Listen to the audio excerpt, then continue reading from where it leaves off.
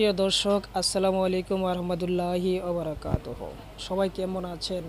দেশ ও দেশের বাইরে যারা এই মুহূর্তে আমার এই ভিডিওটি দেখছেন, সবাইকে জানাই আমার সালাম। আসসালামু আলাইকুম ওয়া রাহমাতুল্লাহি ওয়া বারাকাতুহু।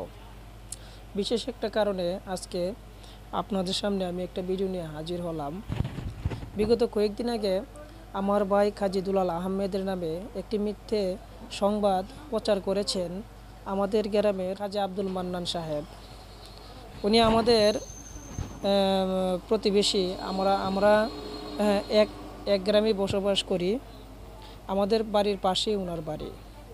উনি আমার ভাই কাজী দুলাল আহমেদের নামে একটি মিথ্যে সংবাদ ইলেকট্রিক মিডিয়াতে এবং প্রেস মিডিয়াতে প্রচার করেছেন যে আমার ভাই কাজী দুলাল আহমেদ বিজয়নগর থানাধীন চান্দুরা ইউনিয়ন ৯ নং ওয়ার্ডের যুবলীগের সভাপতি।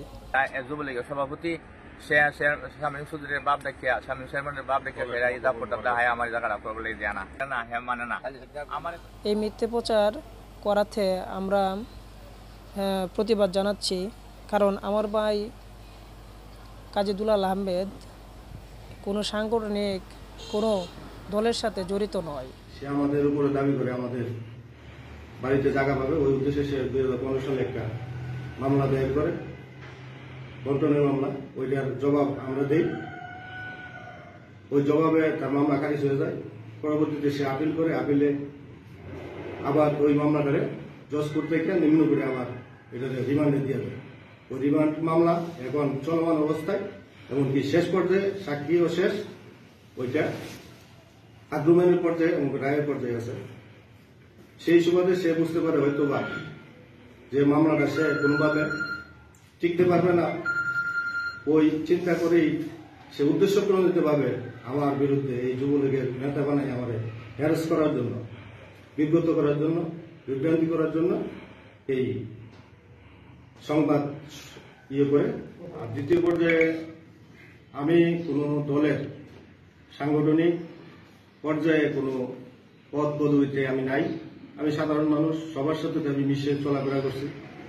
এই সুবাদে হয়তো সে কোনো মতলব হাসিল করার জন্য আমার বিরুদ্ধে এই অভিযোগ আনিছে।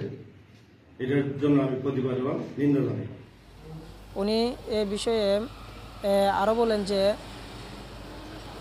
আমার ভাই নাকি শামীমুল হক চৌধুরীর সাথে মিলিত হয়ে ওনার জায়গা জমিন দখল করেছে। শামীম সুদুরের বাপ দেখিয়া শামীম শেরমানের বাপ দেখিয়া ফেরা এই দাপটটা দেখায় আমার জায়গাটা বলে দেয় না না হ্যাঁ মানে না।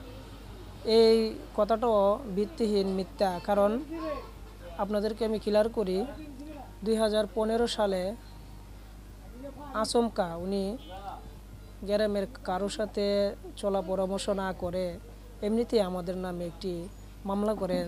আমাদের চাচাদের নামে, আমার আব্বার নামে যে দেওয়ানি মামলা করেন যে কোর্টে, যে ওনারা আমাদের কাছে জায়গা পায়। এই জমি পাওয়ার সূত্রে উনি দেওয়ানি একটি মামলা করে। সেই মামলাটি খারিজ হয়ে যায় 2017 সালে। তারপর উনি ওই মামলাটি আবার পুনরায় আপিল করেন। আপিল করে বর্তমানে মামলা 2024-এ মামলা আছেন এখন শেষ পর্যায়ে। সাক্ষী সুবাদে যে পক্ষে রায় হয় সেই পক্ষে চলে যাবে। মিথ্যাবাদী লোক যা মনে চাই, যখন মনে চাই তখনই আমাদের বিরুদ্ধে একটা না একটা অভিযোগ দাঁড় করায়, আর প্রতিমধ্যে আমরা এটার উত্তর দিই। ঠিক তেমনিভাবে সে প্রেস মিডিয়া ও ইলেকট্রিক মিডিয়ার মধ্যে আমাদের অপপ্রচার করেছে। যুবলীগের সভাপতি শামীম সুদুরের বাপ দেখিয়া শামীম শেরমানের বাপ দেখিয়া ফেরা এই দাপটটা দেখায় আমার জায়গাটা বলে দেয় না। কত মিথ্যাবাদী মানুষ কত মিথ্যাবাদী। স্বার্থের জন্য একজন মানুষকে তারা এইভাবে হেনস্থ করতে চায়, এটা মেনে নেওয়া যায় না। দেশের যে অবস্থা, এই অবস্থার পরিপ্রেক্ষিতে সে আমার ভাইকে নিয়ে এই মিথ্যা প্রচার করছে। আমরা আইনের প্রতি শ্রদ্ধাশীল। কোর্টের মাধ্যমে মামলা যেদিকে যাবে, যে রায় হবে, আমরা সেই রায় মেনে নিতে বাধ্য।